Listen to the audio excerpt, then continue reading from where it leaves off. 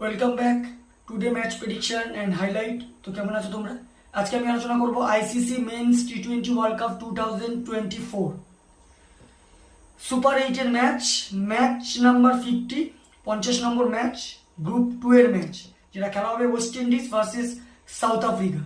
যদি আমি ডেট বলি, খেলাটা হবে কাল 24 জুন 2024 ইন্ডিয়ান টাইমে সকাল 6টা AM খেলা, আর ওয়েস্ট ইন্ডিজের লোকাল টাইম রাত 8:30 PM খেলা হবে নর্থ সাউন্ড অ্যান্টিগুয়াতে খেলা। তো আমি যে সময় ভিডিও করছি তার আগে প্রেডিকশন করেছিলাম আফগানিস্তান অস্ট্রেলিয়া, আমার প্রেডিকশন ছিল অস্ট্রেলিয়া। নর্মালি এটাই হওয়ার কথা ছিল, কিন্তু এটা বিরাট বড় মিরাক্কেল হয়ে গেছে এই খেলা। আমি এই কথাটাও বলেছিলাম যে সেন্ট ভিনসেন্ট যেখানে খেলা হচ্ছে, এখানে ফার্স্ট ব্যাট ফেভারিট, সেকেন্ড ইনিংসে পিচ স্লো হয়ে যায়।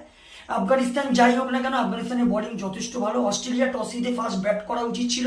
হয়তো আফগানিস্তান 149 রান করেছে, কিন্তু অস্ট্রেলিয়া তো 160 170 করতে পারতো, যেটা ডিফেন্ডেবল হয়ে যেত। অস্ট্রেলিয়া খুব ডিসিশন এখানে ভুল নিয়েছে, যার জন্য অস্ট্রেলিয়ার এখন সব থেকে ডু অর ডাই ম্যাচ হয়ে গেছে ইন্ডিয়ার সঙ্গে, যেটা কালকে খেলা হবে। তো এখানে সব থেকে বড় ফ্যাক্টর হয়ে গেছে আফগানিস্তান ম্যাচ জিতে। তো যাই হোক, West Indies versus South Africa. প্রথমে আলোচনা করব নর্থ সাউন্ড অ্যান্টিগুয়ার ওয়েদার কন্ডিশন নিয়ে। ওয়েদার যদি দেখি, একটা স্লাইট রেন আছে, তবে এই রেনে ফুল 20 ওভার খেলা হয় বলা যেতে পারে। এই সময় 28 ডিগ্রি 27 ডিগ্রি সেলসিয়াস আছে।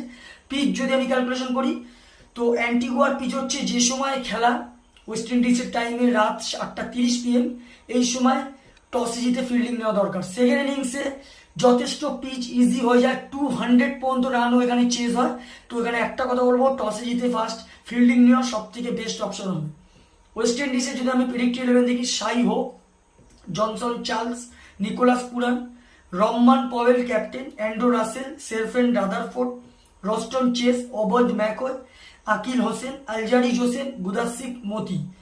এটা ওয়েস্ট ইন্ডিজের প্রেডিক্ট 11 বা প্রবাবল 11 বলা যায়। সাউথ আফ্রিকা যদি আমি প্রেডিক্ট 11 দেখি, Quinton de Kock, Reeza Hendricks, Aiden Markram captain, Tristan Stubbs, Heinrich Klaasen, David Miller, Marco Jansen, Keshav Maharaj, Kagiso Rabada, Anrich Nortje, Ottneil Baartman. দুটো টিমে আমি প্রেডিক্ট 11 বা প্রবাবল 11 বলে দিলাম। লাস্ট ম্যাচ যদি দেখি, West Indies last match win হয়ে আছে, বিগ ব্যবধানে বিগ ডিফারেন্স উইন হয়ে আছে ইউএস এর কাছে। প্রায় 9 উইকেটে ম্যাচ উইন হয়ে আছে। আর সব থেকে হাই স্কোর করে Shai Hope, 82 run not out. আর যদি বোলিং পারফর্ম দেখি, সব থেকে উইকেট টেকার ইকোনমি বল করে রস্টন চেস, 19 রান দিয়ে 3 উইকেট নেয়। সাউথ আফ্রিকা যদি লাস্ট ম্যাচ দেখি, সাউথ আফ্রিকার লাস্ট ম্যাচ হারতে ম্যাচ জিতে ইংল্যান্ডের কাছে। সাউথ আফ্রিকার লাস্ট ম্যাচ সব থেকে high score Quinton de Kock 65 run.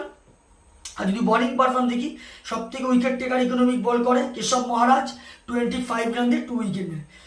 তো হেড টু হেড যদি আমি এখানে ক্যালকুলেশন করি, টোটাল 22 বার দেখা হয়েছে ওয়েস্ট ইন্ডিজ সাউথ আফ্রিকা। তার মধ্যে 50-50 match win, 11 time south Africa win, 11 time waste Indies win. এটা ইন্টারন্যাশনাল ম্যাচের রেকর্ড। তো যাই হোক, দুটো টিম যদি এখানে পার্সেন্টেজ ক্যালকুলেশন করি, আমি এখানে সেম 50-50 বলবো। তো ওয়েস্ট ইন্ডিজ হোম গ্রাউন্ড হিসাবে আর ব্যাটিং লাইন হিসাবে একটু হলেও স্লাইড এগিয়ে আছে, নর্মালি 50-50।